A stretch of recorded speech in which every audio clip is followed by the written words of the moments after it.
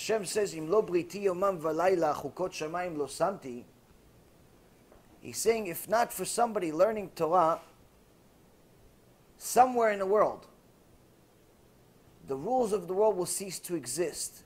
What he's saying, that the world will simply cease to exist. It's not going to be like Noach, where a bunch of Reshaim caused a lot of trouble, and Hashem destroyed the world after trying to get them to do tshuva for 100 years.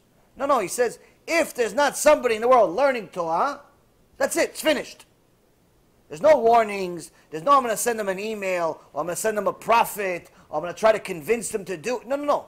It'll just simply cease to exist. No text, no WhatsApp, no Facebooks, no nothing. No warnings. That's what he says in the Pasuk.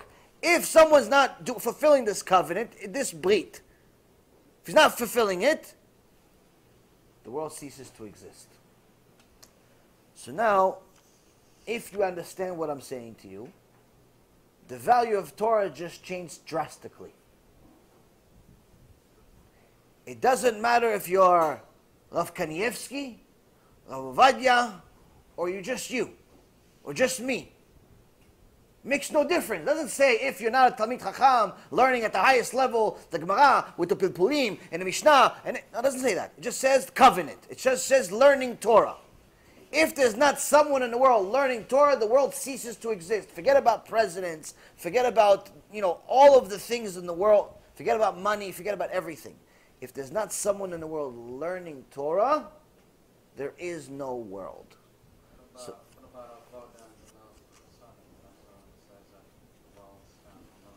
sure. But first we have to understand the part of the Torah. If we think that Torah is just a thing we should do on the side, as part of our life, what if you don't understand though? You understand it, but it's not, you're not Talmid Chacham. You're not the highest that you want to be. But that's exactly the point. Here, this covenant that Hashem Yitbarach told us, it has nothing to do with your level. It has nothing to do with whether you're an average student, below average, or the giant of the generation. It makes no difference. If someone is learning Torah in the world, in essence, they're the superhero.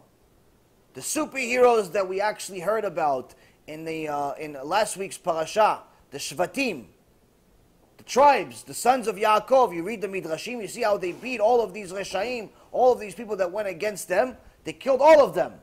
They had physical strength, not just spiritual strength, they had physical strength. The same story you're going to hear in a couple of days. The Maccabees beat this giant army. They had physical strength. They were strong. But that's not what we're celebrating in either place. You're not really hearing much about either one of them.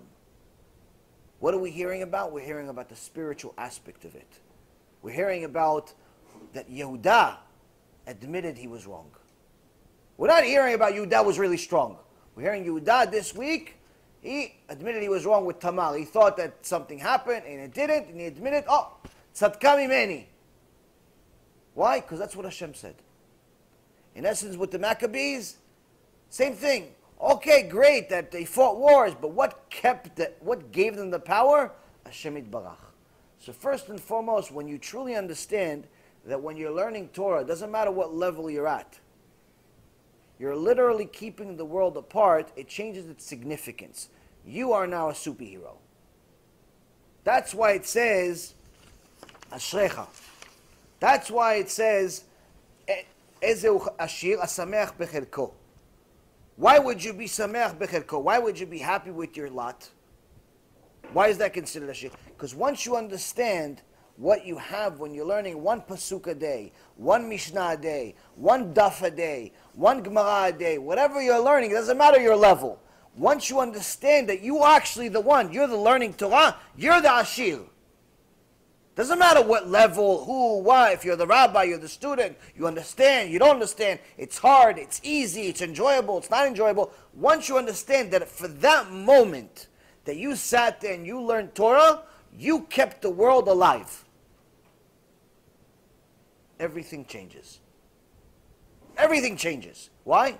It doesn't feel like meaningless. Quite the opposite. It feels like it's the most significant thing in the world. Because no money in the world can buy you that.